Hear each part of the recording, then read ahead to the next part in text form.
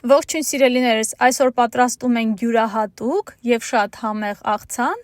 որը կզարդարի ձեր տոնական սեղանները, աղցան դեղց, դե ինչ սկսենք պատրաստելը, այստեղ ունեմ 400 գրամ հավի եփած միս, 100 գրամ ընկույզ մանր կտրտած, կես կապ համեմ, մանր կտրտած, այսքանը մի կողմ ենք դնում եւ ահա այստեղ ունեմ 3 ճաշի գթալ քամած մածուն, ավելացնում եմ 2 պաճ սխտոր,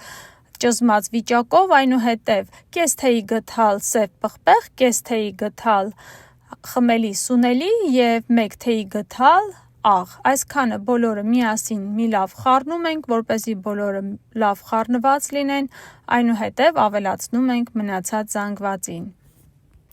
Մի լավ կխառնենք, որպեսզի բոլոր բաղադրիչները լավ խառնված լինեն։ Իդեպ քամած մածունը կարող եք փոխարինել մայոնեզով կամ թթվասերով։ Ես նախընտրում եմ քամած մածունով տարբերակը։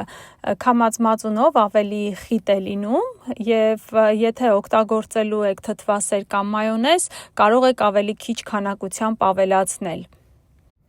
Ահա ինչպես տեսնում եք, այսպիսի պինդ տեսք պետք է ունենա, եթե պինդ չլինի, չենք կարող դեղցի ձև տալ մեր աղցանին։ Վերցնում ենք մի քանի գթալ եւ դնում ենք 1 նուշ, որպես կորիզ, ահա այսպես ձեռքի շարժումներով պետք է կլորացնենք, մի լավ գնդիկ ենք սարքում։ Ահա եւ մեր գնդիկներն արդեն իսկ պատրաստ են, առայժմ դեղցի տեսք չունեն, բայց քիչ անց այն արդեն իսկ կվերածվի գեղեցիկ դեղցի եւ համեղ դեղցի։ Այստեղ ունեմ 1 բազուկ եւ 1 գազար, նախապես եփել եմ եւ մանր քերիչով անց եմ կացրել, ավելացնում ենք կես թեյի գթալ սև պղպեղ եւ մի փոքր աղ ենք ավելացնում։ Ահա մի գթալ դնելու ենք գազարից եւ 1 գթալ էլ կդնենք բազուկից։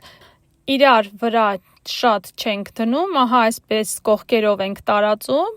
եւ կողքերով տարածելուց հետո գնդիկը դնում ենք մեջ տեղի հատվածում եւ հիմա կողքերից այսպես կփակենք,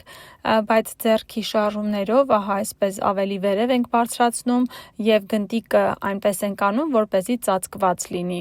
Ինչպես որ տեսնում եք, ահա այսպես վերջում մի հատ փաթաթում ենք լավ վերևի հատվածում եւ պետք է տեղափոխենք սառնարան։ Ես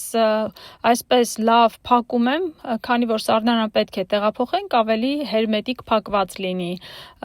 Եվ տեղափոխելուց հետո պահելու ենք 2 ժամ։ 2 ժամից հանում ենք եւ սկսում ենք դեղցի տեսք տալ։ Ահա ինչպես տեսնում եք, այսպես ձեռքի հպումով մեջտեղի հատվածն էլ մի փոքր փոսիկ ենք անում եւ ահա այսպիսի գեղեցիկ տեսք է ստանում մեր դեղց աղցանը։